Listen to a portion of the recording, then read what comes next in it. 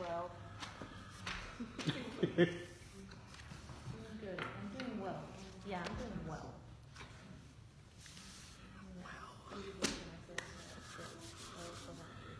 Let's go ahead and get started.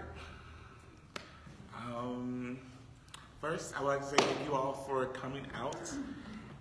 We wanted to do something a little different for Good Friday this year, because I feel like I have been in the church my whole entire life, and I feel like Good Friday was pretty much the same at every church I went to, whether it was white, black, big, small. And so I thought, how could we shake it up a little and engage in a dialogue? And selfishly, I wanted to do this because I'm giving a talk on this on a similar subject in February of next year. And I thought this would be perfect to kind of bounce around some ideas and to really look at this paradox, this idea of the experience that Christ endured during his crucifixion, and comparing that to not only the lynching of 5,000 Black Americans during America's lynching era, so we say from 1870, 1940, 1950, but to also look at present day lynchings or present day violence as it relates to those marginalized, crucified folk around the world. So this is pretty heavy stuff, right? But it's Good Friday, so it's a pretty heavy,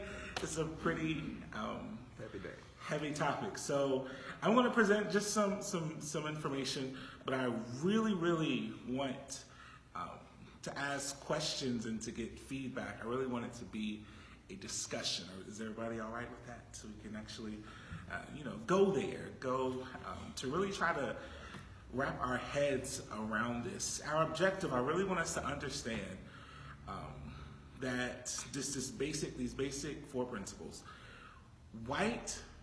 For the most part, white Christians enslaved Black people in this country for over 200 years.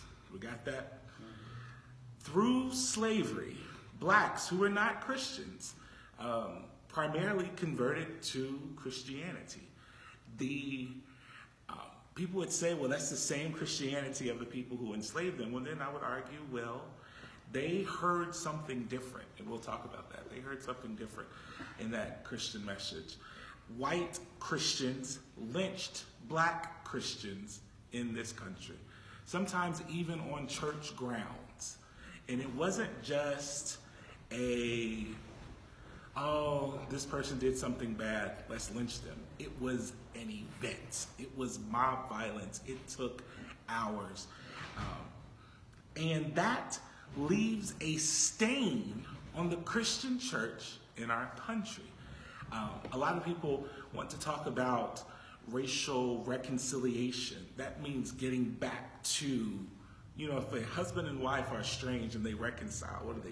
They get back to that point before they were estranged. Well, when in the world were Black people and white people not estranged in our country? When is there to get back to? And so what we have to therefore understand is it's more than just having white people and Black people have dinner and getting along and oh, you're my friend. It's tearing down these systems of white supremacy. And also understanding, fourthly, Black people use the hope and the symbol of salvation of the cross to survive being lynched by white Christians. So that's the paradox. That's what doesn't make any sense, right? That these people, in the name of their religion, in the very same religion that the Black people were in, were lynching them. And the Black people who were surviving, when I say surviving, just because you weren't lynched doesn't mean you didn't endure the terror of, oh my God, am I going to be lynched? Or my cousin, my uncle, the neighbor, the church member. 5,000 people spread out all across the country. You knew someone who knew someone or were related to someone that was lynched. And so they use Christianity, they use the cross as that hope to survive that. And so for a lot of people, that makes absolutely no sense. And so we're going to talk about that. We're going to address that. So how many of us have ever heard the Good Friday story? Good Friday story. What's the Good Friday story?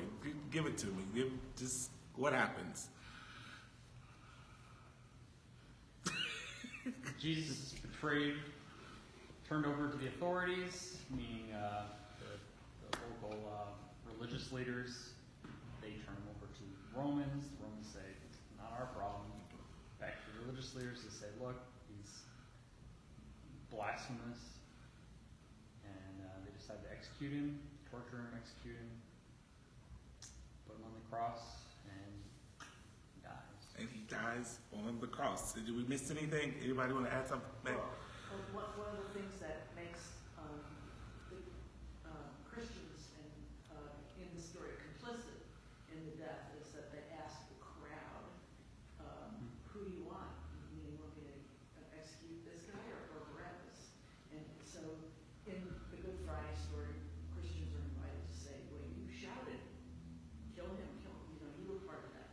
Or the Jews who eventually. But we're invited and that's what I mean. Right. We're invited as Christians, when we meditate on the story, to say that this is an opportunity on this day in the liturgical calendar, just to say, we as members of crowds and as ourselves, this is what we do. We are complicit in the evils of the world, and it's a story that is meant to teach us that, regardless of the fact that there were no Christians yet. But They were coming. Anybody else? Anything you want to add? I mean, he suffered before he was hung on the cross, the crown of thorns, they made him drag his cross, they didn't give him any water. I saw it in a movie once, right? The falling, he felt like the stations of the cross where he falls and he has help getting the cross to where it is, then taking the cross there and being nailed to the cross and all that stuff. So this is violent. You know, when we see it in old, we'll look at like an old crucifix or an old painting, you see a little bit of blood, on his side or a little bit of blood in his hands. This was not a little bit of blood situation. This was extremely violent. And not only violent, but humiliating. Listen to this. This is from Fleming Rutledge's book, The Crucifixion, Understanding the Death of Jesus Christ. This is an excerpt. Crucifixion as a means of execution in the Roman Empire had as its express purpose the elimination of victims from consideration as members of the human race. It cannot be said too strongly that was the function. It was meant to indicate to all who might be toying with subversive ideas that crucified persons were not of the same species as either the executioners or the spectators, who were therefore not only expendable, but also deserving of ritualized extermination. Therefore, the mocking and jeering that accompanied crucifixion were not only allowed, they were part of the spectacle and were programmed into it. In a sense, crucifixion was a form of entertainment. Everyone understood that the specific role of the passerby was to exacerbate the dehumanization and degradation of the person who had been thus designated to be a spectacle. Crucifixion was cleverly designed, we might say, a diabolically designed to be an almost theatrical enactment of the sadistic and inhumane impulses that lie within human beings. Notice that language, right? Language. And so it was designed to humiliate. Most theologians would argue, at least when I was in seminary, would argue that Romans did not crucify Romans. Now, of course, there's some historical debate that happens there, but it was meant to humiliate. It was meant to ostracize. It was meant not only for those who were being crucified, but for those who were thinking about stepping out of line, know thy place. Understand that lynching was the exact same. The whole idea of lynching was to let black people know, if you step out of line, this is what will happen to you. And so, you know, when I was younger, I thought a lynching was to be hanged from a tree. And that's what happened to most. But if you look at the definition of lynching, is actually mob violence. It's a mob deciding that this person is not worthy of whatever judgment may come through the courts, or whatever judgment may come through God's, and we're going to take it upon ourselves. And a lot of times it did involve being hanged from a tree. And that would actually be a less violent lynching. Because usually what happened in this mob violence, people would be beat, people would have stuff cut off of them, people would be burned, or you might be burned as a part of the lynching. So they would literally hang you from the tree, have a fire under you, lower you into the fire, and as you scream in agony and pain before you die, lift you up from the fire so that your suffering is prolonged. If you've ever seen lynching postcards, there would be thousands of people that would show up. Thousands of people who would show up and stay all day for the barbecue, who would stay all day for the spectacle. It would be in the newspaper, it would be on the radio. People would know there is something to happen. People would come and they would fight for fingers or articles of clothing, and it was extremely, extremely violent. And this country was complacent. And lynching was not just a Southern thing.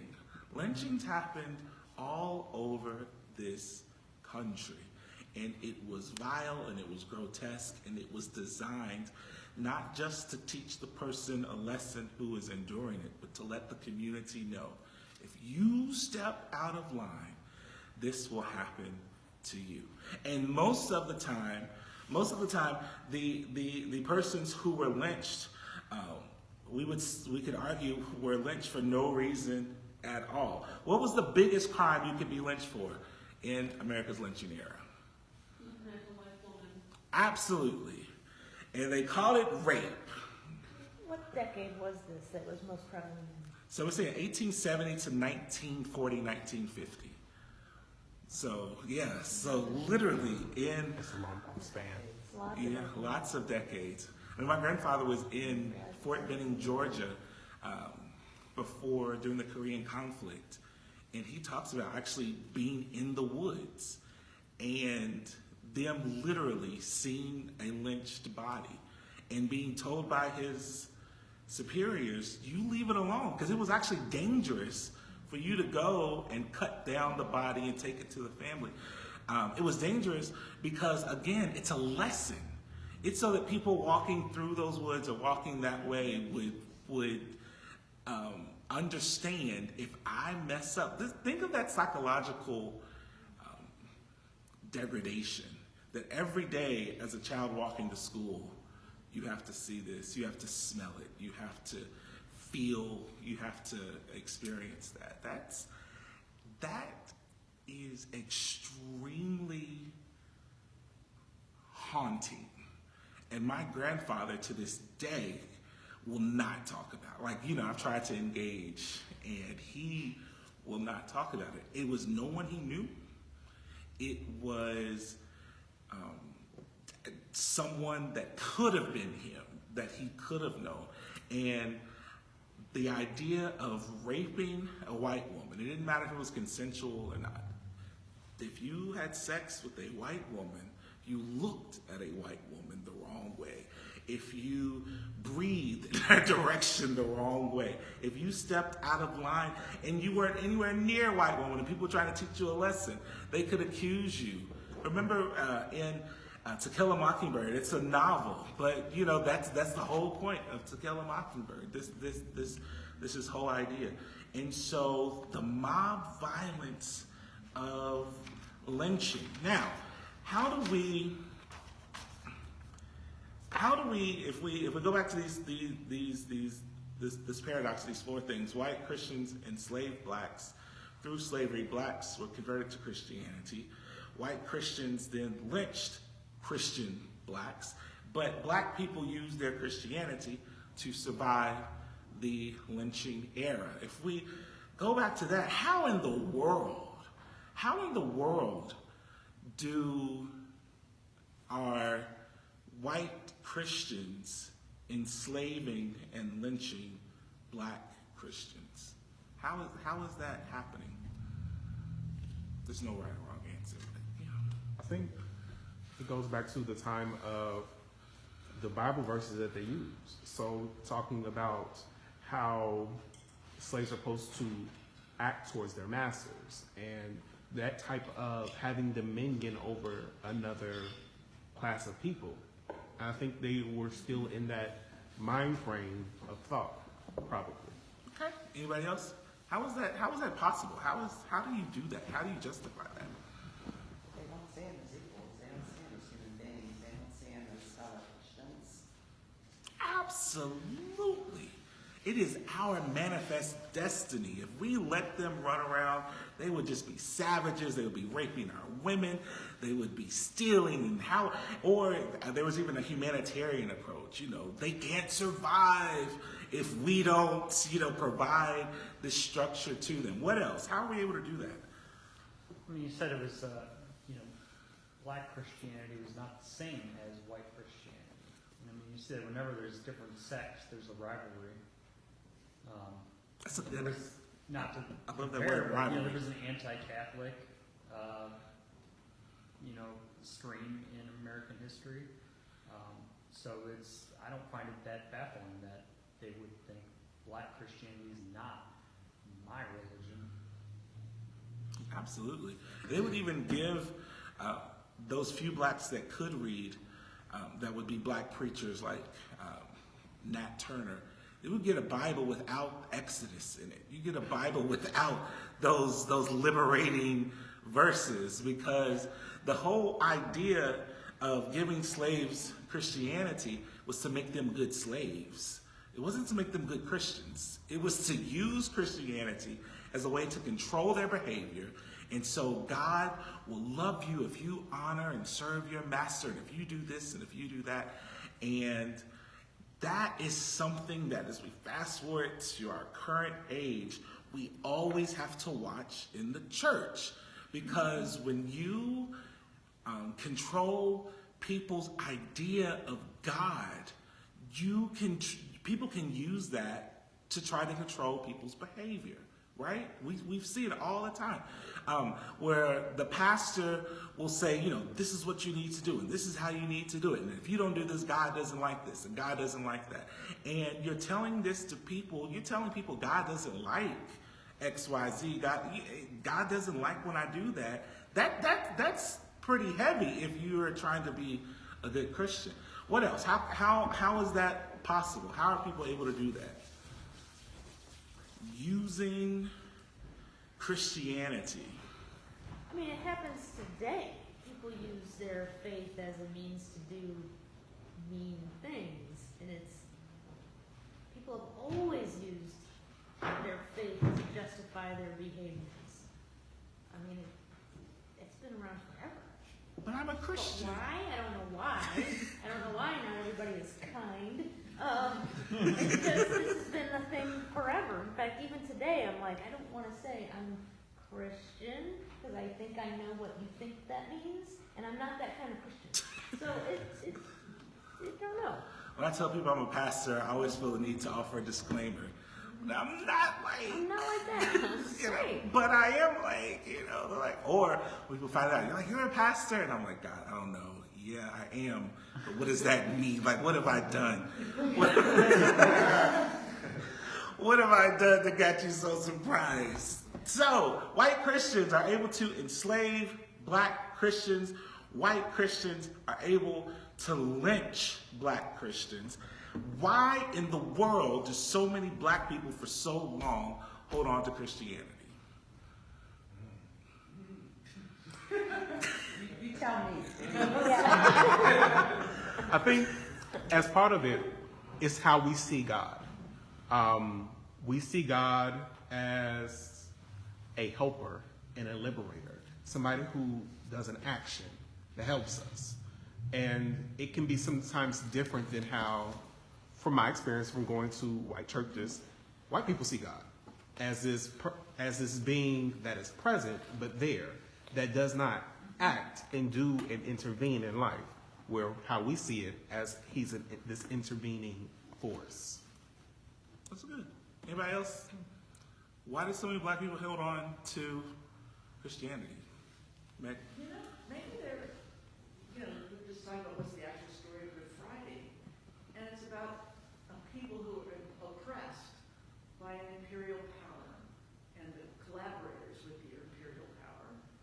So maybe the story itself carries in it the seeds of, by the way, this is not, the masters think it's their religion. Absolutely. But if you listen to these stories, Exodus really is in there. It really is about, drawing off the yoke of slavery and in very brave and compelling way. I mean, it's a great story to tell century after century. And then the stories of Jesus, there are enough seeds in the story itself to say, these were the folks who said that the kingdom is not the political, social, economic rulers. The kingdom of our God is the kingdom of caring for your neighbor, feeding the hungry, showing compassion, as you've been preaching, allowing people like women to be an important part of the story and completely shock everybody, like you shouldn't be with that person. They couldn't, the masters couldn't take all of the undertones of the story out of it. That's very true. Well, why? I almost feel that this is a loaded question because it's so intriguing to me. So, because I'm analytical and I'm always wondering why. Why is that happening? I would say a little bit further, take it a step further, not just going to church, being Christians, like they hang on to that, but maybe the culture of Absolutely. the ministry that they're used to going to. Because if you change a person's church culture, I grew up in church, and the church that I went to, it was kind of this thing where the pastor, you had to run everything by him. All of your personal life decisions could not be made unless you consulted with him. Take note, my congregation. And then I went to this African church, which it was interesting because they had, it was somewhat similar, but it was also a different culture of worship, because I grew up not maybe singing hymns, but music had to be a particular way, or you couldn't worship God because it was driven by emotionalism. So it had to happen a certain way. And when I went to an African church where they just praise God from their heart and it's a joyful sound, even if it doesn't sound the most joyful, it's still worship, and it challenged me to just, when God told me you need to stay here, it challenged me to reach God a different way, thereby giving me this ideology that perhaps is it not just one way to worship God, but is there multiple ways of worship, and do they look different? But because I grew up in this one way of worship, this culture, which was very domineering and very controlling and kind of a dictatorship type of thing, and he is the master, and how that relates to the past, why black people hang on to church. I almost wonder if some people can't function if they don't feel that dominant presence over their lives, someone almost controlling them, kind of like hiding behind spiritualism. It gives them an outlet where they really don't have to deal with life and make decisions on their own and be responsible for their choices. So this is a loaded question for me because it's just really interesting. I'm gonna come. That's a really good, I was not expecting that. I'm gonna come back to that answer. Yes, ma'am. Hello. I'm just loving this whole conversation and dialogue, but I truly believe that we hold on to Christianity because there is a truth outside of someone else's truth. And God is love. And through the centuries, through the generations, what has been depicted by quote-unquote white people has not been love. And if that is not love, I know that that is not God. You know, I am convinced that I am related to the soldier who cut off the ear. I mean, Jesus, the disciple who cut off the ear of the soldier. I know I'm related to it. I know I'm related to it. And there's always going to be one in someone's family, one in a generation that's going to question. That's going to question. That's always going to question why. You know, if there is a God, if there truly is a God, and everything that I'm seeing and everything that my ancestors have experienced through centuries and centuries and centuries of oppression, I know that this is not God. God is much bigger than this. And he or she, I believe it's a he, my preference, cannot be defined and depicted through this structured, this is what Christianity is, and I'm going to enslave you for the rest of your lives, and your children's lives, and your children's children's, and this is how I'm going to control you. I think there is something much bigger outside of what has been demonstrated through centuries of oppression. That is not love.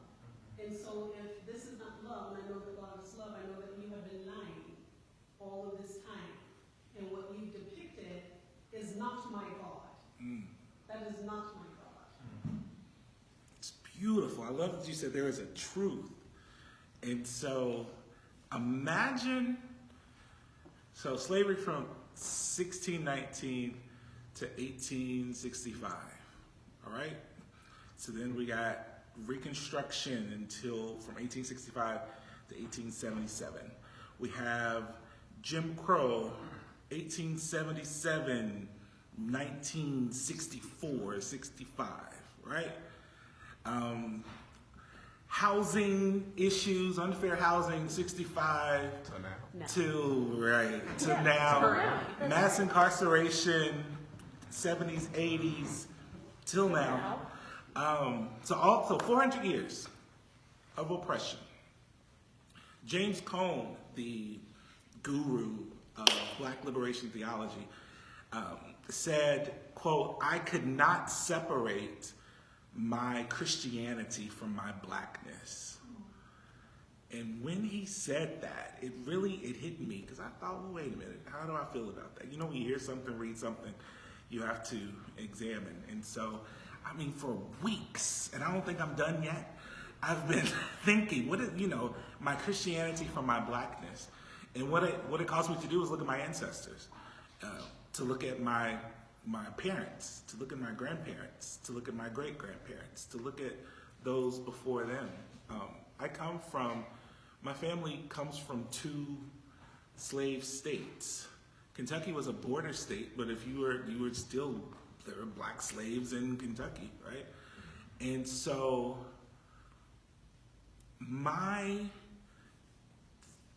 it's so intertwined in my family and our culture and our just life. You can't separate religion from that. You can't separate, even the people who don't go to church, there's still this belief, there's still this, and when I say belief, I don't mean like even scripture, it's always scriptural belief. There's still this way and ritual of doing things that we can't separate.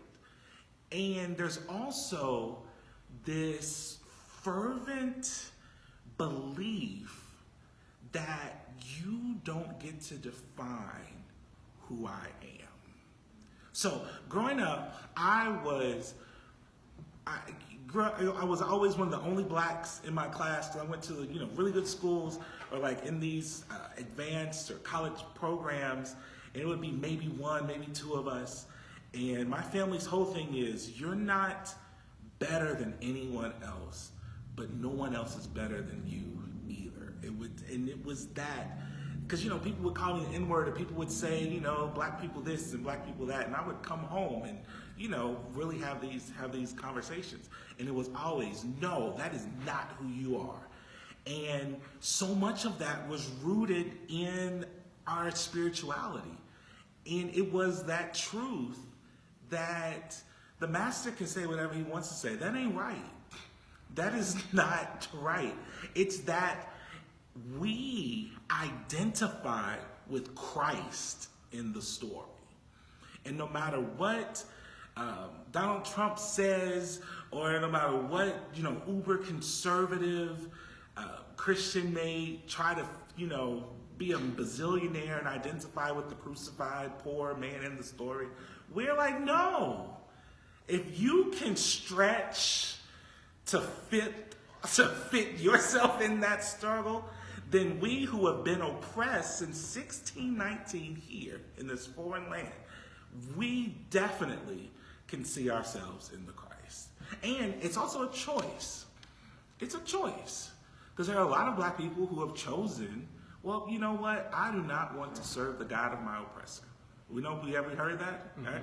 And I've heard it, I understand it. I tend to believe there are two completely different gods.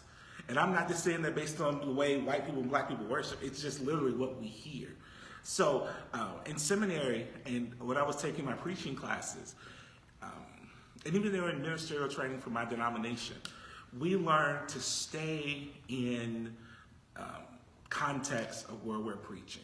What I mean by that. So if I'm preaching the Exodus, I'm not going to put Jesus on the cross, because we're in the Old Testament, we're in the Exodus, we ain't met Jesus yet, right? But in the church that I grew up in, you put Jesus on the cross every Sunday. Every Sunday. Mm-hmm. Every single Sunday. And I remember when I was in seminary and I was learning, I was like, God, this is wrong, this is wrong. But then I understood my people, right? And it's a reminder that when you're treated like crap Monday through Friday, it's a reminder that when your credit's bad, when you broke, when you're disgusted, when you're frustrated, whatever you're dealing with, it's that story of look what happened to Jesus. It's that story of Good Friday, and this is literally what they would preach. They would put him up on the cross. They would have him humiliated, laughed at, pierced in his side, and folk would get to shouting when early one Sunday morning, right? He got up and people would, thank you, Jesus, because we know what it's like to be kicked down, to be knocked down, and that whole get up thing. But it is a choice. When I look at the tools that my ancestors used to survive, that's what brought me or kept me in Christianity. Because there was that time when in college, when you go to college and you're learning all this stuff, and I'm learning that lynches took place on church grounds, and I'm learning of all these things that people are doing, and I'm like, why in the world do we, and then I'm thinking in my home church, which is the African Methodist Episcopal Church, we got a big old white Jesus with blue eyes and blonde hair hanging up in the hallway, and I'm like, why? Why do we do that? And I went through this journey, through this understanding, reading slave narratives, understanding what was it? What was Frederick Douglass doing when he was running in order to be free? He was praying, not to the God that his owner was praying to. He was praying a different prayer. Now, that also led me on the journey to go to my home church, take down the blonde-haired, blue-eyed Jesus, and put up Afro Jesus, right? Because again, it was important for me, for the next generation, to see differently than I saw. So what then, let's fast forward to 2000, what time is it? 7:08. Okay, cool. So let's fast forward to 2018. What just happened in Sacramento? What just happened in Sacramento? Another shooting. Another police shooting of an innocent black man. Police shooting of an unarmed black man. What was his name? Stefan Clark. So, I am in Starbucks earlier today, right? I have a coupon. So, I'm excited to get, and mind you, I'm just getting regular coffee. Like, I'm getting the blonde roast, just regular. So it's only $2.45 when it's, regular. But I have a coupon, and so it's going to be like, it was literally like 25 cents because I had a complaint on Star. Anyway, I'm in Starbucks, and I get the CNN news alert that says that the independent investigator or the independent coroner that the family hired said that he was shot in his back 8 times. And I'm in Starbucks and I see this and I yell a word I can't say in church because I was mad. I was hurt. I was frustrated, right? And the woman behind me said, "Are you okay?" I was like, "No, this is ridiculous," And, I'm talking and she has no idea what in the world I'm talking about. And so this is something that literally I have to try to force myself to not think about. This is literally, I have to force myself not to think about it. We're both going to Good Friday because we were just, you're in line. I'm a friendly person. I'm in line. I'm talking. She's going to her church. I'm going to my church. We're both going to Good Friday, right? I'm black. She's white. She's a little bit older, but we're both going to Good Friday. And literally, the thing that is just frustrating me is completely oblivious to her. Now, am I saying she's a bad person? No. But that shows the 2 completely different worlds that we occupy. So, of course, then I'm the big black man in Starbucks, educating her on who he is and, and all this stuff. And the first thing she said, which just was, well, we have to wait for everything to come out, all the information to come out, to which I just turned my back to her and showed them my coupon and everything so I could get my Starbucks. We have to see what happens. We don't know what happened, but we know that a person was his grandmama's house, His grandmother's backyard. holding his cell phone, is shot at 20 times and shot in the back 8 times. We know that a young man is dead. And the first response from the Christian going to church when she finds out, one, she didn't even know, when she finds out is, well, we just have to see, we have to wait for all the information to come in. Not that, oh my God, he's only 22 and he's dead. This breaks my heart. And it took them almost 10 minutes to die, and the cops were standing right there, and they waited for 5 minutes to even go over to Yeah, him. they don't never It's just one administer minute first aid when silence. they do this. They stand there.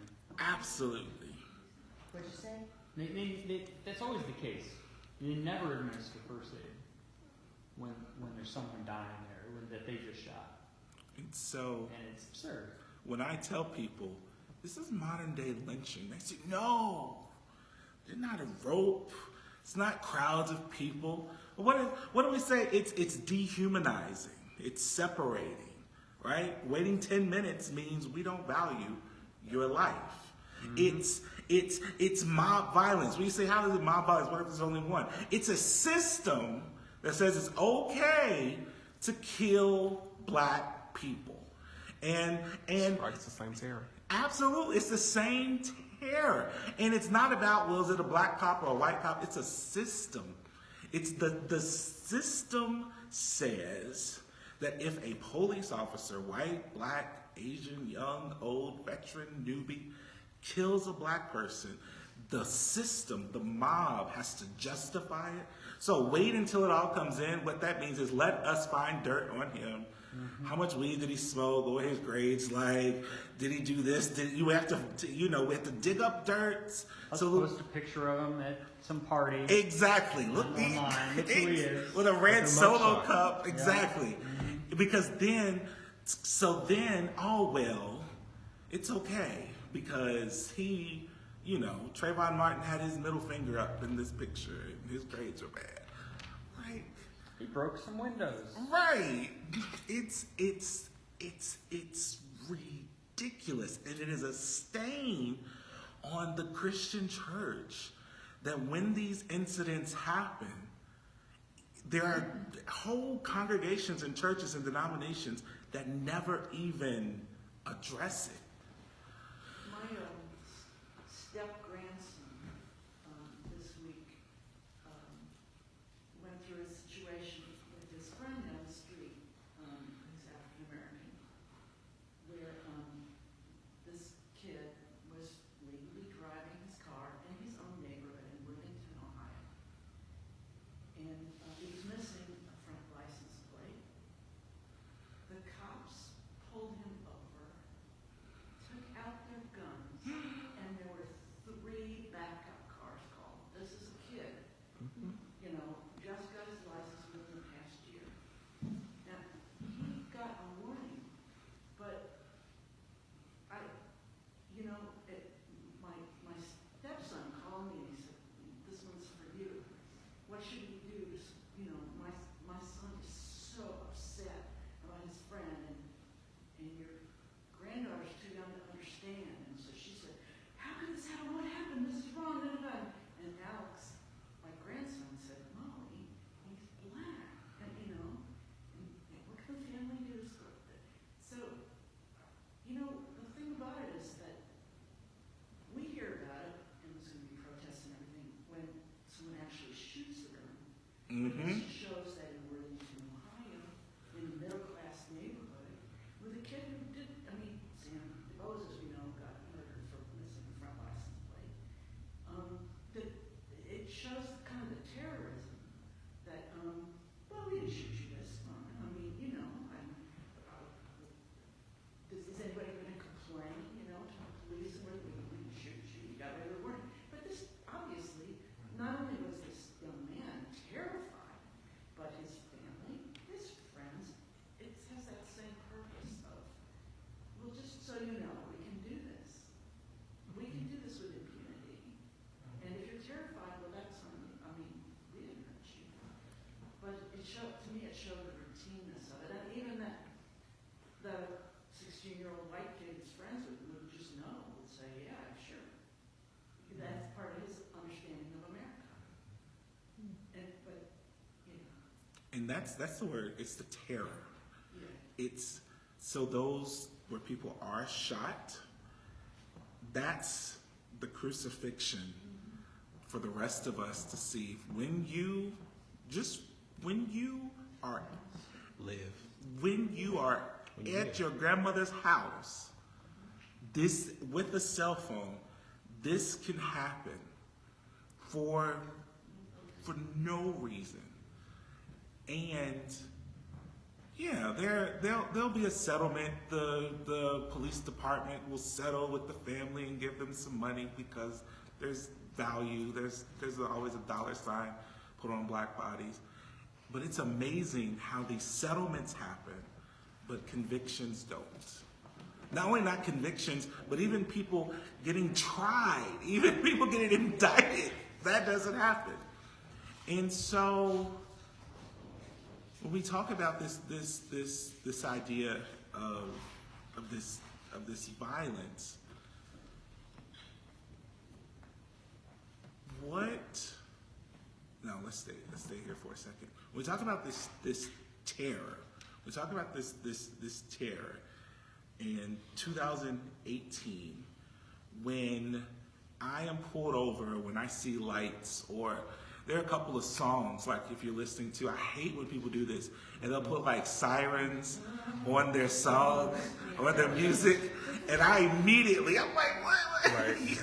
So what is that? What does that feel like? What can people help me to articulate what that panic, that fear, and not even just with sirens, but just existing. You mean like if you're driving and you hear a siren behind Just if you're just living as a person of color in this country in 2018. I mean, nowadays you don't even have to drive. You could be walking down the street and get questioned or pulled over. It's this feeling of, in my case, usually when I see a police officer in a car, shortness of breath happens, sweating happens, just that tenseness happens. Especially if I hate when cops are driving behind me, just driving. Because it's like I have to make sure I'm doing everything correctly at that moment. I just want them to go around me like, I want to slow up, but they don't want to go too slow. You just want to get out of their way. And, yeah. Exactly. It's interesting because it's almost, I was just kind of looking up some info on YouTube about trauma and the layers of trauma psychologically. And so when that's happening, because of the nationwide trauma that is attached to that, and so there's a cop behind you, and you're being traumatized, reliving it all over again psychologically. So there are layers upon layers upon layers of trauma, and it is like what you were saying, your palms start sweating and everything, and subconsciously there is this fear because of this trauma, and it's almost like, what are they going to do to me? What do they want from me? And it's so interesting to me because they're supposed to protect us. It doesn't matter what race they are, but the system that's supposed to defend and protect us is now the system that could potentially be used to harm you. So that in itself, the idea of that is traumatic. And I feel that it needs to be healed. But how do you heal something that is becoming like this virus? You know, it's toxic. How do you heal something like that when it's so broad spread across the nation? Especially when the Supreme Court says that it's okay for them to kill with impunity, because all they have to do is say, I was scared for my life. Yes. I mean, you could hear in those cops' voices in the tape, gun, gun, gun, they were terrified. So, boom, they get off. And even the cops themselves, the ones that are innocent, are also experiencing the trauma. Because it's both sides. They're like, hey, I'm a good cop. I'm so sorry. This is just my career. And I really do love people and I really want to help them. But how do you feel when you come to someone's door and you genuinely want to be there to service them, but because of The system. that's traumatic?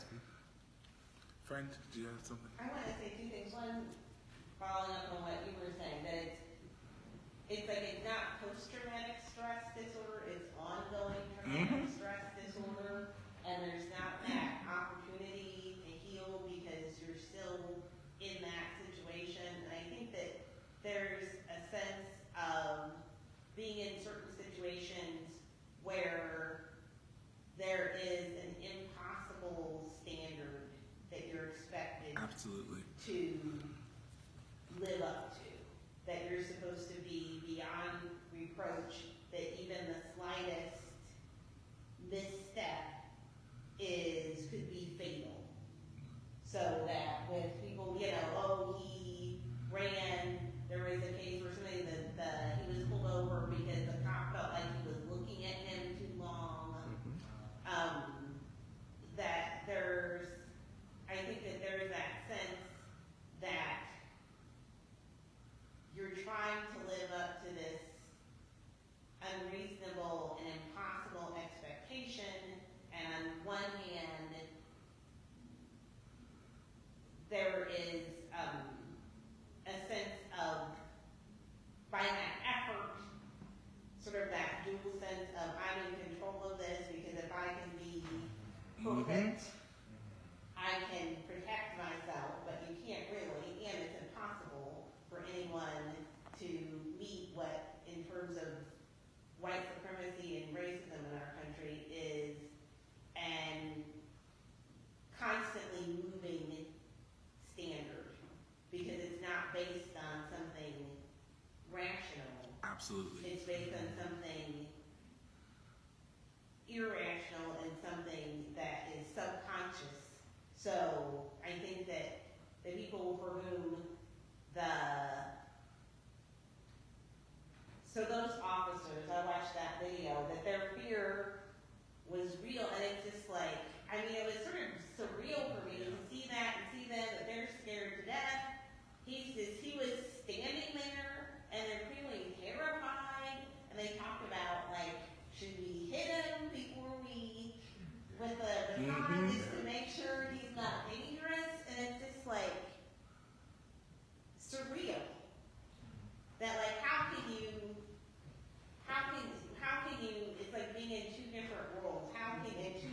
different points of view, that you're minding your business and these people are seeing you as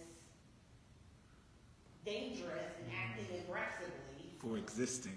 Well, and especially because, you know, they were in the neighborhood looking for an escaped convict. And they didn't get a call about somebody beating his wife. They didn't get a call about an armed robber. They were there because there was a broken window. So there was nothing in the situation that should have led them to think that they were looking for somebody dangerous. So it really has to be the psychological projection that's very deep-seated. That just because there's a black man in the backyard with an object, that he must be a threat to you. Because there was nothing else in the call that would lead you to think, if that person had been lying, that that person would have been dangerous. Because they were looking for something, there's some problem with a broken window. So what about this? Let's look at this. So, what was the atmosphere before Jesus' crucifixion? So on Palm Sunday, it's Hosanna, Hosanna. We're all excited, yay, yay, right? And then, because of Palm Sunday, things start to change. Religious leaders are like, wait a minute, he's getting a little too big for his britches, right? It was all right when it was just those 12, weirdos following him around. But now people honestly believe in the stuff he's saying. And it's disrupting the status quo. And so when it's starting to disrupt the status quo, a decision is made that we need to take him down, right? And so what then is what is that tension if you are Jesus or his followers? What is that tension like before Good Friday? I thought it's our hand. I don't want to freak anybody out. I mean, so in this tension, are you talking about, because in many ways, like if we even go a little bit before that, where we know that he raised Lazarus from the dead, Mm-hmm. and he talks to Mary and Martha, Mm-hmm. okay, and he tells them in this time where Mary blesses his feet that this is for my burial. This perfume was for my burial. So we have to also know that he probably already knew this was coming and this is happening. And he had started to let that be known to those who were following him as well. And to know that, so that tension it was understood, but it's still a terror, because it's kind of like a lot of people, they know that, well, at least when we see police, like it's kind of teaching your kids about seeing police, or as a black person, what to do in that time, because though you know that something bad could happen. So there's that tension. They're like, yes, they're supposed to be there to help you, but they can also kill you at any moment for anything. So they're looking to arrest Jesus.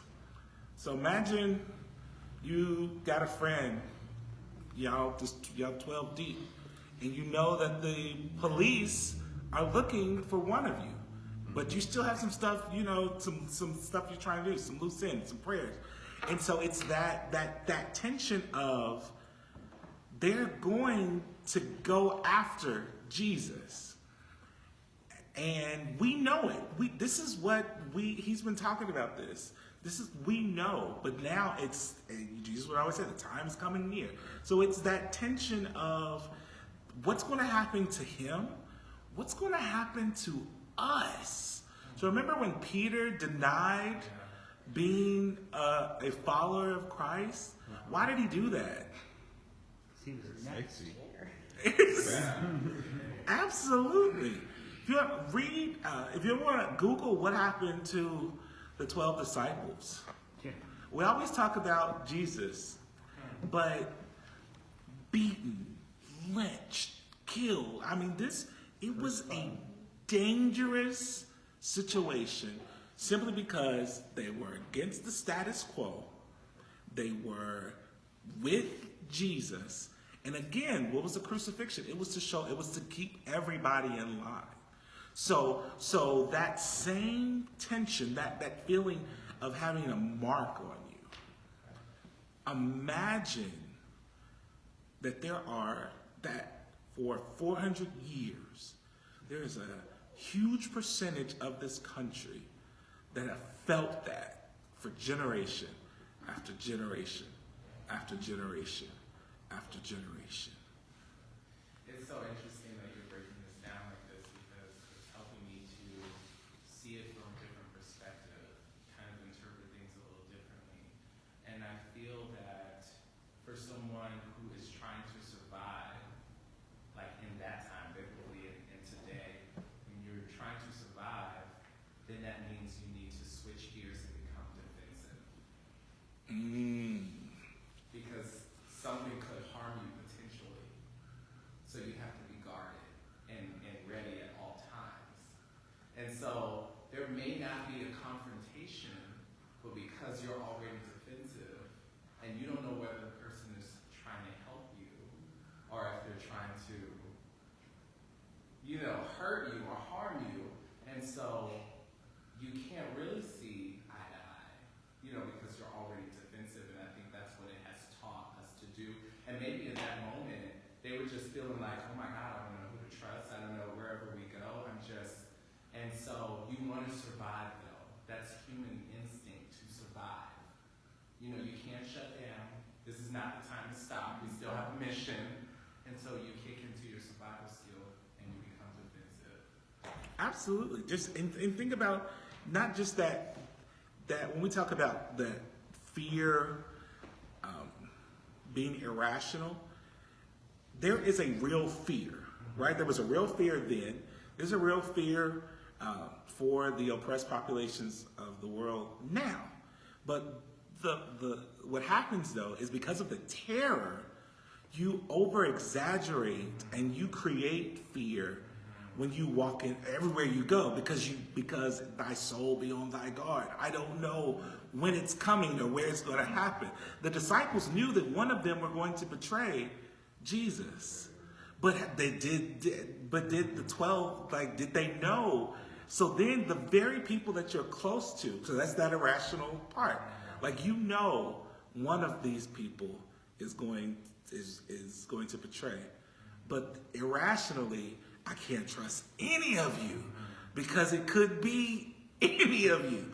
And so then you heap that onto all the stuff that you're dealing with. And like what you were saying, I'm sorry. No, you're cool. Because it's so rare that I come into a church and the pastor is actually talking about something and I'm feeling engaged. Blah, blah, blah. I know that. I heard that. But, so I get off on other things. I'll start wondering, why is the lid on the bottom of her shoe? But anyway, so you said start to create. And I feel that when we're experiencing trauma, because we're afraid of something, and you don't know, you're not thinking rationally, you're not thinking clearly about what's happening. So all you know is you gotta figure it out, you gotta interpret something. You can't just stand there like a deer in headlights. So you start to create. You start to make up in your mind what you think it is, even if it's not true. That's dangerous. How many of us do that?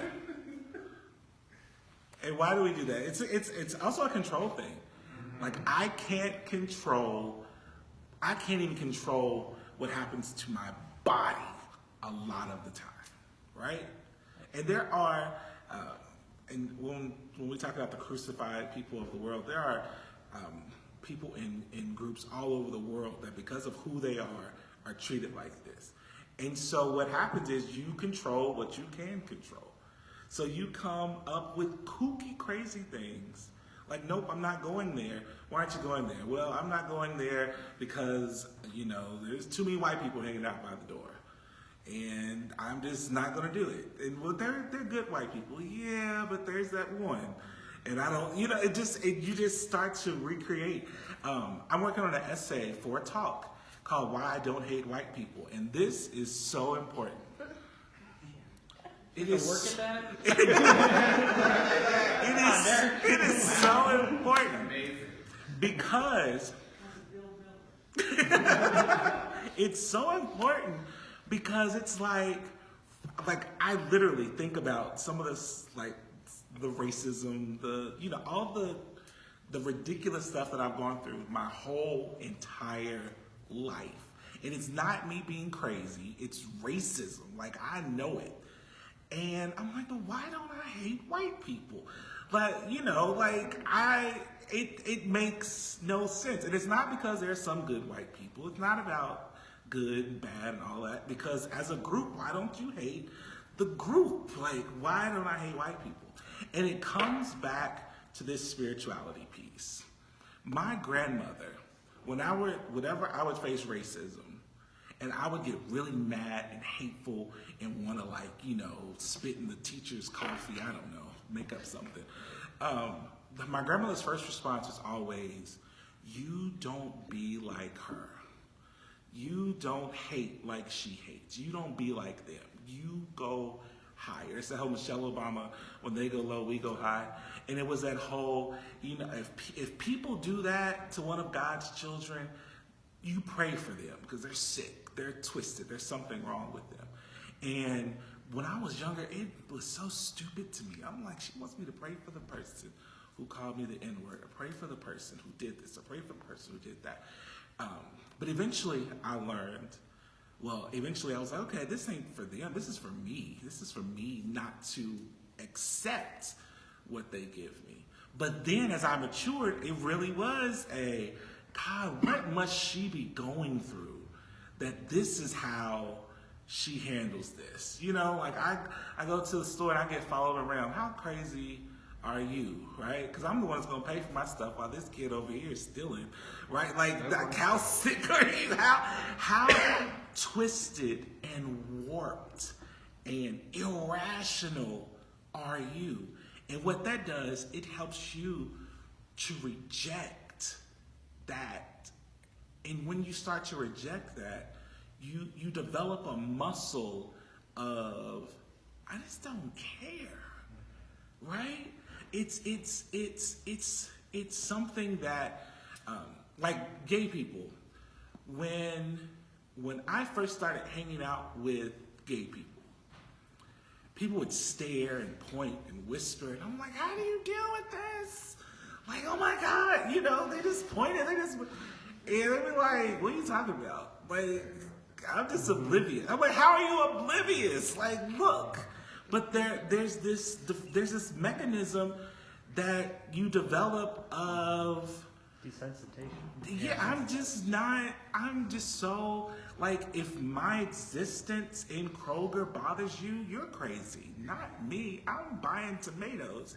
And you over here, pointing and laughing. It's just whole thing of just coming to that place where you're like, this is not it. The Ku Klux Klan is a Christian organization. The Ku Klux Klan burns crosses. If I spent all my energy trying to figure out how in the world do they justify doing what they do, how do they, how are the people who will literally go and march in front of Planned Parenthood, but then yell at kids who survived a school shooting for wanting gun reform? Like, to me, it's so beyond where I'm trying to live my life and what I'm trying to figure out for myself that I can't get weighed down by that irrationality. Like, and it's difficult to do because I'm passionate about what I believe, right?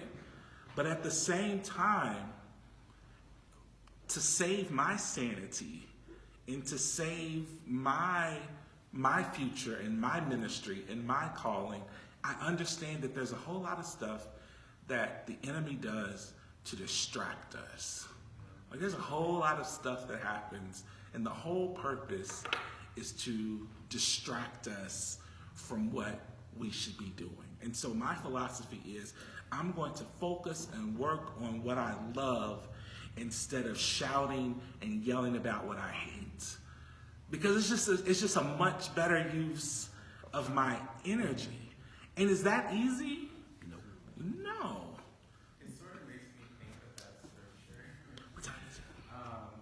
Because when I feel that God speaks to us like this, Bible class, it helps us to be authentic about our approach to, the correct interpretation of what he means by this scripture or that. And when I think about the scripture that God did not give us a spirit of fear, but a spirit of power, love, and a sound mind, I found myself thinking like, well then, if I do have fear, that means I don't have power, I don't feel loved, and I can't think sound.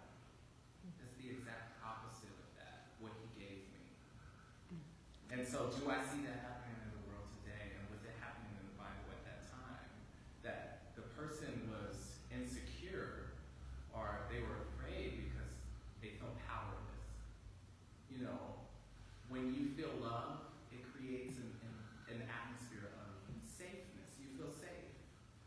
And then you can't think psychologically. Things start to shut down and you create. And so it's not a sound thought process, of what's really happening. Fear completely cripples a person. It shuts you down. It debilitates you. You can't go anywhere. And fear is put there for safety, right? This is to keep us from doing crazy things. It's also to heighten our senses. And so there are real fears, and there are fears that we create. So I always tell people, if you see somebody running down the street with a chainsaw and a mask on, like, don't wait and conquer your fear, right? Like, oh, what is he doing, right?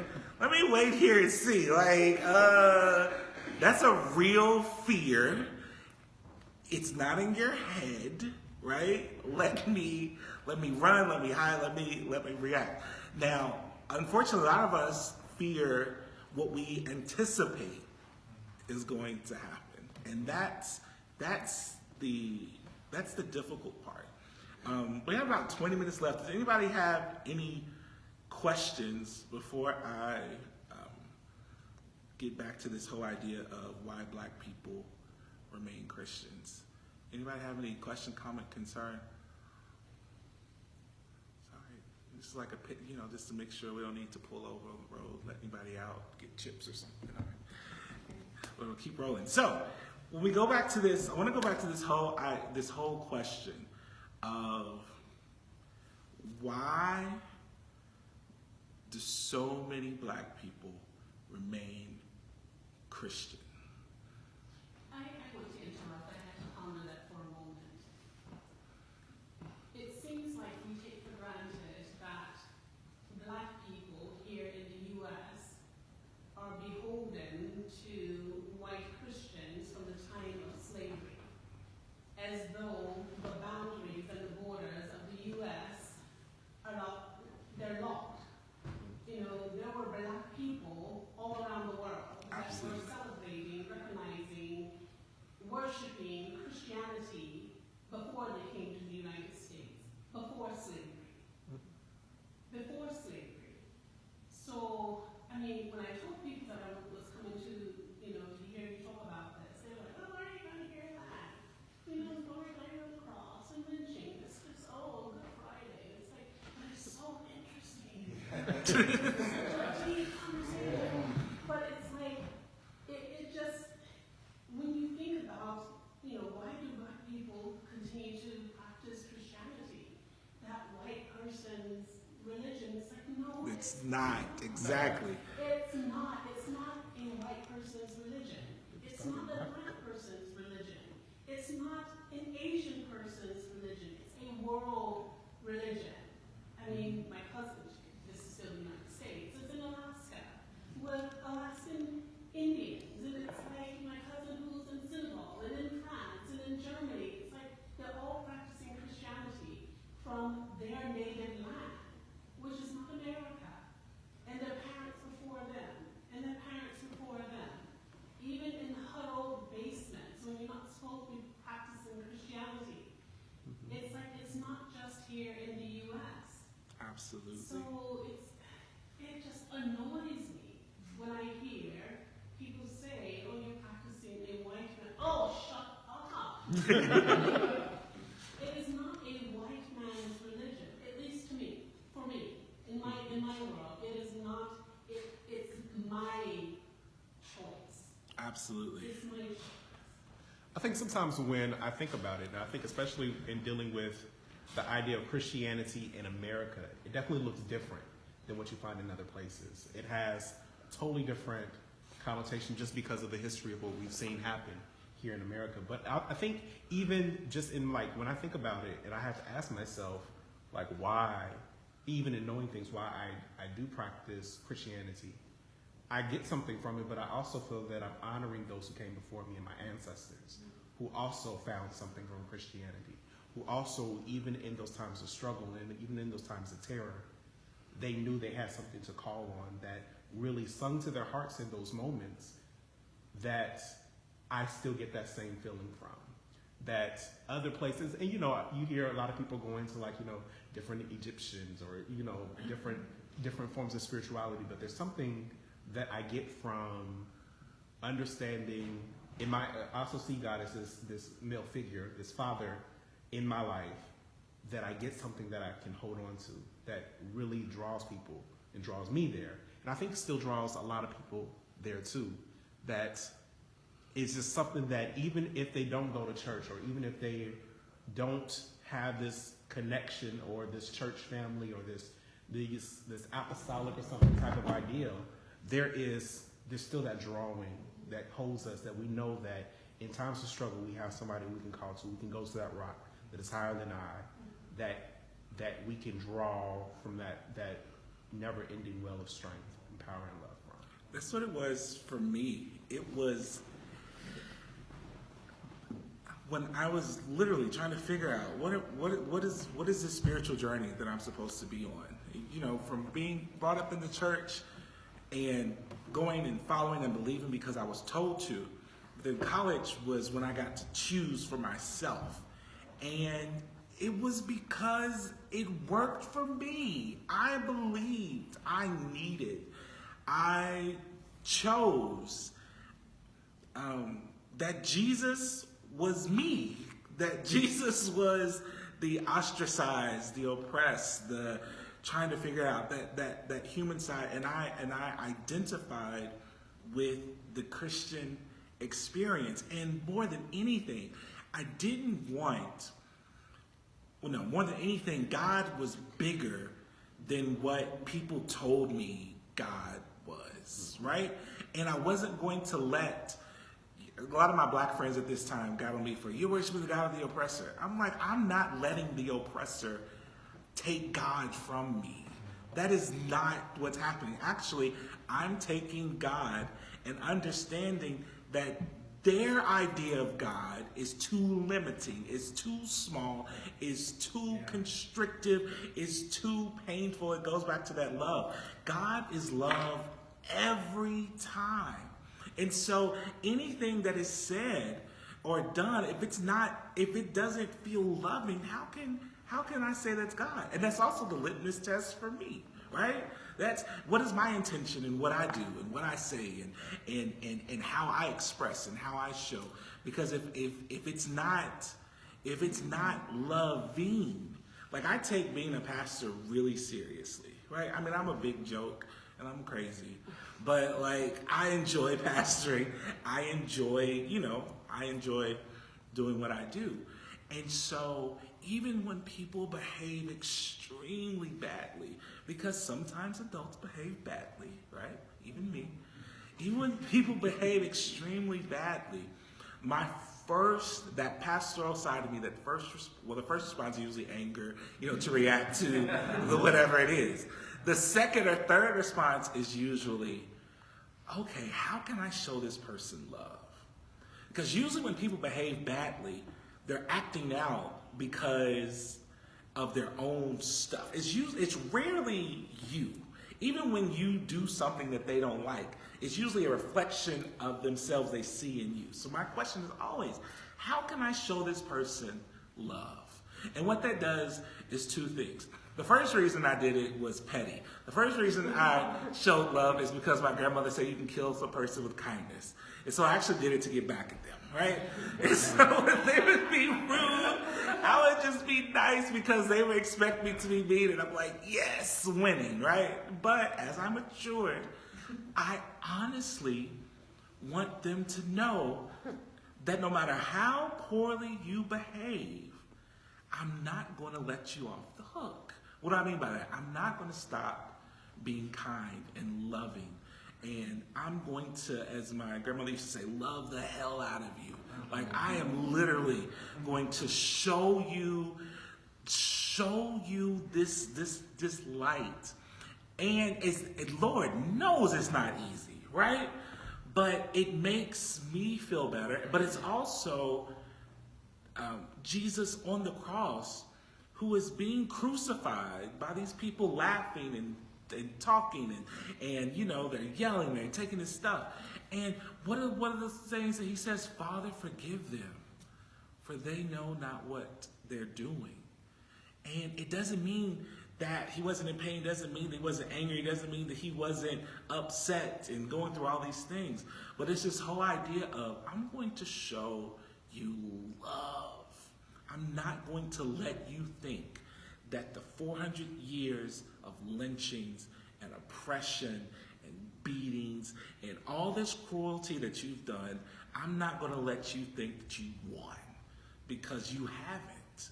Because you haven't. That's Easter says hate doesn't win. That's what Easter says. Easter says that oppression doesn't win. And we think, well, God, it's 400 years, but God is bigger than all of that. And we see small victories. Do we see the victories that we want to see? No. But when we have conversations like this, guess what we're doing? We're giving people language. We're giving people language to go out to when they say, oh my goodness, you know, I can't go to church because I feel this way and I feel that way. I thought I couldn't go to church because every church was like my home church. I thought everybody was uber conservative and didn't have a place for women and didn't have a place for this and this. You know, I thought all these things.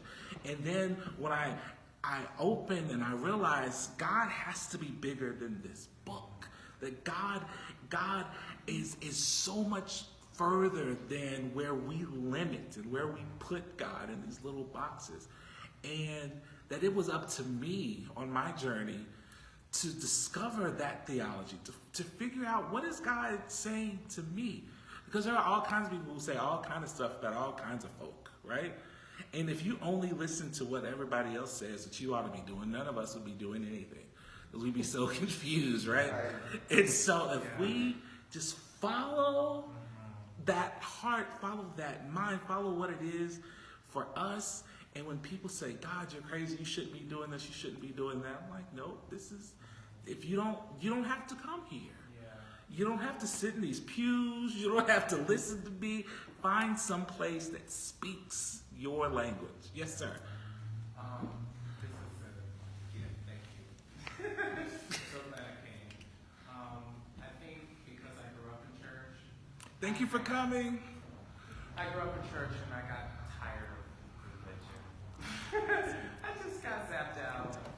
I got so tired of it, and I got tired of going to church, and I did the thing where I was like perfect, and I did everything the same way, and I prayed and I fasted all the time, and until I realized that religion is so limiting to God that it actually was not supposed to stop there.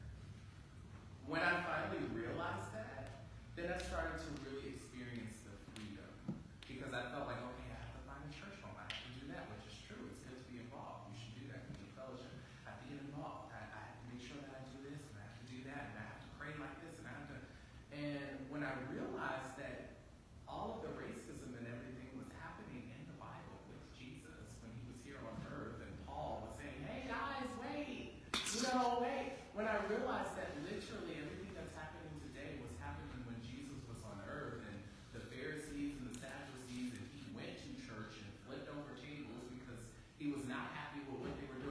That's my favorite, by the way. I just love that. So dramatic. I just love that.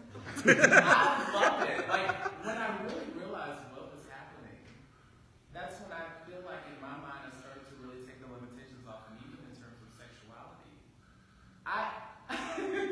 First of all, before, I would never step foot in a gay church. Never. I would never, and the term is derogatory, I don't like that. But I would never do that. But one day I said, what if the things that we think is such a big deal, what if it's really not as big a deal to God as we thought it was? When you come to the end of yourself, because you tried everything and it's still not working. So that's all I wanted to say is I feel that religion, when I hear that, I'm like, oh, I don't want to hear, because I can go to a Muslim church. There's good things I can take from them. It's like a monument. It's almost like this book of this example, this thing to go by. Like, this is the basics. So this is how you identify when God is talking. This is how you identify, and these are their stories. And when I realized that the people in the Bible, they had personalities and characteristics that were not perfect. When I started realizing all of these things, and I was like, oh, so wait, you're just teaching me, like, you're giving me a point of reference. So I know where to start, but it's supposed to go beyond that. Absolutely. Anybody else? We got 4 minutes, 3 minutes left. Yes, Kim. This is way out there. We like way out there. And I came tonight because I was hoping you were going to examine the violent roots of Christianity and how they related to lynching. So I feel like a real duck out of water with all this testifying that's going on. And that's great and groovy for you guys. I'm just saying, I cannot relate to any of it. And am I way off base with seeing a parallel between the cultural reflection of violence onto Christianity? I understand that Christianity didn't create the crucifixion. That was a cultural reflection. But how the church has focused on that throughout the years, and how that reflects back on how parents treat their children, how people within the church treat other Christians, like with the lynchings, that comes from a religious foundation that is based on this singular salvation act. So I just wondered, I'm just throwing that out there to see what your thoughts are. That's not far-fetched at all. There's this whole idea of, we call it, the term is the crucifixion complex. That's the term. And that's in order to be right. Let me throw this out there. This is not what I believe. This is not what we believe as a church, but there is a Christian thought that in order to be right, you have to be crucified. You yourself have to be crucified. Pick up your cross with Jesus. Pick up your cross, right, and follow me. And it's the same way where you talk about with children, sparing the rod, spoiling the child. There's this whole idea of restoration or reconciliation back to God comes through what you would call violence, with being crucified, right? And this was something that I really struggled with until seminary, because my church told me, well, we're all born into sin, right? And we're all imperfect, and but it wasn't that we're all imperfect. It was this idea that a child is born, and because they exist, they're wrong, they're wretched, until they are saved from their wretchedness. And I struggled with that because I love holding babies, right? And I'm like, how can you convince me that this being that literally just came from their parents, you're trying to convince me that there's something wrong with them and that they have to die to who they are and and come back. And there is a thought of that, of the crucifixion, and it is used to manipulate and to control behavior. I don't aspire to that belief, but I do know that the Christian church, for way before America, way before, since its inception, people have used this idea of violence, or this whole idea of justification, right? I mean, even our country, we will go to war for peace, right? And people do it in this very Christian idea, this very Christian name. People will kill abortion doctors and blow up abortion clinics in the name of being pro-life. Speak softly, carry a big Right. stick, right? And so that's why, like, when Sarah says, sometimes when you say you're a Christian, or when I say I'm a pastor, I'm a Christian, I feel this need to, like, add way more sentences to just, like, because of what it, like, because some people use that word as a weapon. Well, I'm a Christian, and you just got slapped with it, right? And it's this, I voted because I was a Christian, and my moral values. And so we just have to really, really, really watch. Now, what it is a choice. It's always a choice. Because at the same time, there were white Christians lynching black people. There were white Christians that were lobbying and fighting for anti-lynching legislation. And it's so difficult. Well, it's not difficult. It's like what Clint said. It's really not difficult because we're humans. And people, when they have... It's happening today, we can see it, right? Exactly. It's happening today, we can see it. And when you think you're right, and when you find the ancient wisdom, if it's Christian, if it's Buddhism, if it's Taoism, and you found the Constitution, you find the ancient wisdom to support what you're right with, and then I find my ancient wisdom to support what I'm right with. It's like we were talking the other day. It's which side of history am I going to be on? And that's why I always go back to is it loving? Like, in your mind, you want to do the right thing. The right thing can never be blowing up an abortion clinic. Like, is that loving? There are other ways. Okay, I don't like abortion. Well, there are other ways of not liking and dealing with it. But unfortunately, in our Christian superiority, in our white supremacy, people, when they are in power, people when they have control, people when they control God, when they control all these systems, can, in their power and privilege, decide what is best for everybody else. And that's when it gets extremely dangerous. And so the Ku Klux Klan is not called a radicalist organization. There's some good people on both sides, right? And so we don't say it, but people come to church. People go to church some people go to church every Sunday, and there are some different churches, man. So you come here, you're gonna learn about love, peace. We got agnostics, we got atheists, we got but then you go to other churches that will literally say all are welcome, and then you come in there and then you get the list to wait. You're welcome as long as you change your wicked ways, because we really want you to be in our club. But this is what you have to do, and it's tiring.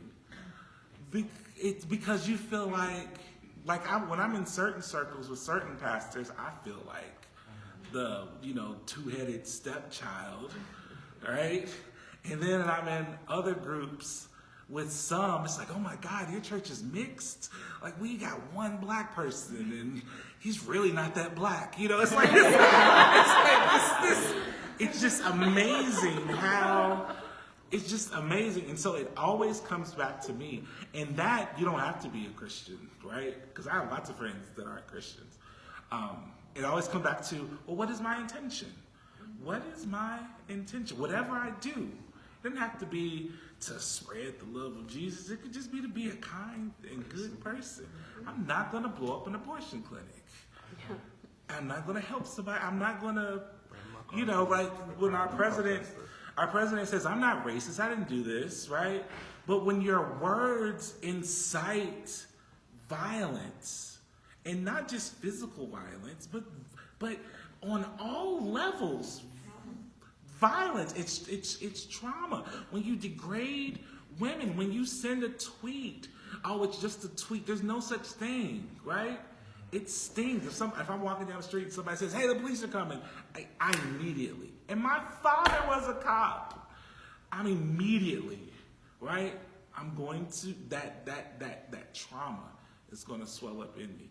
And so what I see my goal as a pastor, and not just as a pastor, is to help people to find healing in some of that stuff that Christianity has done to them. At my church in Louisville, we used to have something called a church hurt service. And it would literally be where we invite people to come in, go to the microphone, and tell what happened in church that messed them up, that hurt them. And it was giving voice to pain. And it wasn't a, kumbaya, let's turn this around and help you find the positivity. It's putting it all out there so that other people can see, dang, I went through some stuff too, right? Because how many of us have been taught that the church is this place where you have to, just like, this is where everybody is, and you have to rise to this level. So in my church, like, if you sat on the front couple of rows, you were a very important person. Like, it was like, some churches literally had like reserved little thing, and those are people who pay their tithes, those are people who come, those are people who serve on certain boards and all this type of thing. And so they would come right, about 5 minutes after church started, so everybody can watch them walk down the aisle. And so dealing with some of those trauma echoes that people have experienced from the time they were here up until there, it's tough. It's extremely tough. Anybody else? What time? I think we went over 6.